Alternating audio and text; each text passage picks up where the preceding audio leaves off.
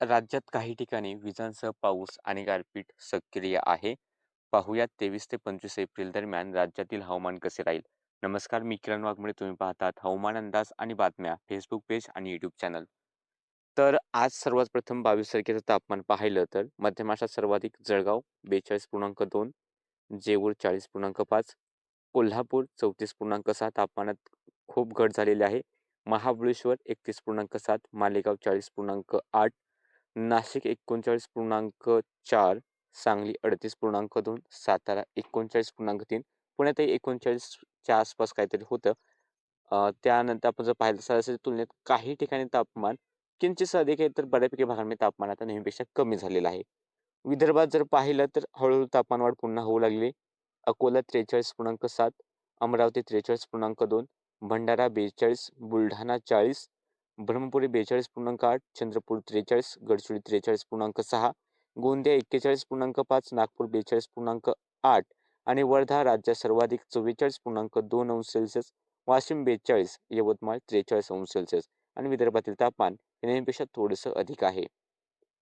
त्यानंतर मराठवाडा विभागात जर पाहिलं तर छत्रपती संभाजीनगर 41, बीड 40.8, धाराशिव 39.1, परभणी 41, तर उदगीर 39.1 अंश सेल्सिअस. मुंबई कोकण या भागात जर पाहिलं तर अलिबाग 33.3, डहाणू 34.8, हरणे 33.7, मुंबई कुलाबा 33.1, सांताक्रूज 33.6, तर रत्नागिरी सर्वाधिक 35.9 अंश सेल्सिअस इतकं तापमान होतं आणि तापमान हे सरासरीच्या तुलनेत थोडंसं अधिक आहेच. आत्ताची जर स्थिती पाहिली तर कमी दाबाचा जो काही पट्टा आहे तो साधारणतः कर्नाटकच्या उत्तर भागापासून मध्य महाराष्ट्र मराठवाड्याच्या आसपासून इकडे पूर्वेकडे विस्तारलेला आहे आणि त्याच्या आसपास मेघगर्जना आणि पाऊस हा आपल्याला पाहायला मिळतोय. काही ठिकाणी गारपीट सुद्धा पाहायला मिळालेली आहे. पुण्यातही थोड्या वेळापूर्वीच कोथरूडला गारपीट झालेली आहे किंवा पुण्याच्या इतर ठिकाणी सुद्धा पाऊस गारपीट झाली. शिवनेमध्ये गारपीट झालेली आहे. आता पावसाचा जोर थोडासा ओसरताना दिसतोय पुणे शहराच्या आसपासचा. साताऱ्याच्या आसपासही सातारा शहराच्या उत्तर भागातही बऱ्यापैकी चांगल्या पावसाचा एक ढग झाला होता, विकसित झाला होता. त्याही ठिकाणी काही भागांमध्ये गारपीट झाली असेल नक्की कमेंट करून कळवा. वाईमध्ये पाऊस झालेला आहे. इकडे करमाळ्यातही सोलापूरमध्ये गारपीट पाहायला मिळाली आहे. अहिल्यानगरचे दक्षिण भाग कर्जतच्या आसपासही गारपीट देणारे पावसाचे थोडेफार ढग दिसत आहेत. धाराशिवमध्ये थोड्याफार प्रमाणात पावसाचे ढग आहेत. लातूर, नांदेडच्याही काही भागांमध्ये पावसाचे ढग आहेत. इकडे बेळगाव शहराच्या आसपास थोडाफार पाऊस हा पाहायला मिळालेला आहे. कोल्हापूरमध्ये मात्र वातावरण पूर्णतः स्वच्छ राहिलेलं आहे. सांगलीमध्ये सुद्धा पूर्णतः वातावरण कोरडं राहील. अपेक्षा होती की एक दुसऱ्या ठिकाणी थोडाफार पाऊस होईल, पण कसल्याही प्रकारची ढग निर्मिती झाली नाही. मात्र बाकी ठिकाणी अपेक्षेप्रमाणे सातारा, सोलापूर, धाराशिव, लातूर, नांदेडकडे काही प्रमाणात ढग निर्मिती झाली. तसेच नाशिकच्याही सिन्नर, त्यानंतर नाशिक तालुक्याच्या आसपास किंवा इगतपुरीच्या आसपासच्या भागामध्ये थोडासा पावसाचा एक ढग दिसतोय. मेघगर्जना त्याही ठिकाणी पाऊस आहे आणि त्याला लागून इकडे अकोलेच्या आसपासही पावसाचे ढग आहेत. ढगांची वाटचाल सुरुवातीला उत्तर पूर्वेकडे होती, त्यानंतर थोड्याफार प्रमाणात बदलली आणि आता पुन्हा एकदा उत्तर पूर्वेकडेच ढग जाताना दिसत आहेत. जर रात्री दिशा बदलली तर थोडाफार पाऊस वेगळ्या प्रकारे वेगळ्या ठिकाणी सुद्धा पोहोचेल. पण सध्या सातारच्या काही भागांमध्ये मग तो कोरेगाव किंवा साताराच्या आसपासच पाऊस राहील. वाईच्या आसपास थोडाफार पाऊस होईल. पुण्यात पुणे शहराच्या आसपासच्या भागांमध्ये थोड्याफार पावसाच्या सरी बरसतील. सिन्नर, नाशिक, इगतपुरीकडे थोडाफार पाऊस राहील. कर्जत, जामखेड, त्यानंतर इकडे आष्टीच्या काही भागांमध्ये पाऊस होईल. वाशी, कळंब, भूम, परांड्याच्या आसपास, बार्शीच्या एक दुसऱ्या ठिकाणी, करमाळाच्या, माढ्याच्या काही भागांमध्ये थोडाफार पाऊस अपेक्षित आहे. उमरगाकडे थोडाफार पाऊस होऊ शकतो. औस्याकडे, लातूरचा औसा याही ठिकाणी पावसाची शक्यता आहे. तर धर्माबादच्या आसपास जो दक्षिणेकडील भाग आहे नांदेडचा, त्या ठिकाणी पावसाचे ढग आहेत. आणि जिल्ह्याने पाहिलं तर बीड, धाराशिव, लातूर, नांदेड, सोलापूर, सातारा, पुणे, अहिल्यानगर, नाशिकच्या काही भागामध्ये पावसाची शक्यता राहील. बेळगावकडे पावसाचा अंदाज राहील. रात्री जर का विशेष बदल झाला किंवा पहाटे जर का ढगनिर्मिती झाली तर थोडाफार बदल इकडे कोल्हापूर, सांगली किंवा सिंधुदुर्गकडे होईल. पण सध्या तरी कुठल्याही प्रकारची ढगनिर्मिती दिसत नाहीये. यानंतर उद्याचा जर आपण अंदाज पाहिला तर उद्या सुद्धा राज्यात पावसाचा जोर हा आहे, पण व्याप्ती ही सार्वत्रिक नाहीच. पाहिलं उद्या तर सातारा, सांगली, पुणे, कोल्हापूर, बेळगाव, सोलापूर, धाराशिव, लातूर, नांदेड, अहिल्यानगरचे दक्षिण भाग एक दुसऱ्या ठिकाणी गडगडाट पाऊस होईल किंवा एक दुसऱ्या ठिकाणी गारपीट सुद्धा होऊ शकते. पण व्याप्ती असं नाही की सगळीकडेच होईल. तसेच नाशिक, अहिल्यानगरचा भाग आहे. स्थानिक ढगनिर्मितीवर लक्ष ठेवा. छत्रपती संभाजीनगर, जालना, बीड, परभणी, हिंगोली याही ठिकाणी स्थानिक ढगनिर्मिती झाली तर थोडाफार पाऊस होऊ शकतो. ही स्थिती यवतमाळ, चंद्रपूर, गडचिरोलीसाठी सुद्धा स्थानिक ढगनिर्मितीवरती लक्ष ठेवा. विशेष शक्यता सध्या दिसत नाहीये. तसेच रायगड, रत्नागिरी, सिंधुदुर्गकडे, गोव्याकडे सुद्धा स्थानिक ढगनिर्मितीवरती लक्ष असू द्या. इतर जिल्ह्यांमध्ये पावसाचा अंदाज सध्या तरी दिसत नाही.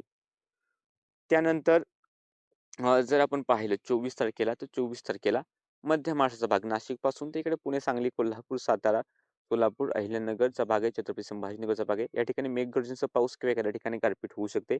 शेजारच्या मराठवाड्याच्याही काही भागांमध्ये आपल्याला मेघगर्जनेचा पाऊस किंवा एखाद्या ठिकाणी गारपीट होईल. पण हाही पाऊस सार्वत्रिक नाही. हा वळीवाचा पाऊस आहे, उन्हाळ्यात पडणारा.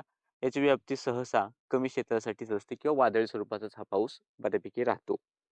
आणि त्यानंतर पुन्हा अ, 25 तारखेच्या आसपास पावसाची शक्यता कमी होत जाईल. झालं तर पश्चिम महाराष्ट्रात एक दुसऱ्या ठिकाणी स्थानिक ढगनिर्मिती झाली तर पाऊस होईल, नाही तर शक्यता नाही किंवा इतर राज्याच्या ठिकाणी सुद्धा विशेष शक्यता त्यानंतर दिसत नाहीये. काय बदल असेल, काय अपडेट असेल तर नक्कीच कळवण्यात येतील. तापमान जर पाहिलं तर जवळपास संपूर्ण विदर्भ 42 ते 44 अंश सेल्सिअस दरम्यान राहील. मराठवाड्याचे बहुतांश भाग आता 42 अंश सेल्सिअस पर्यंत पोहोचतील.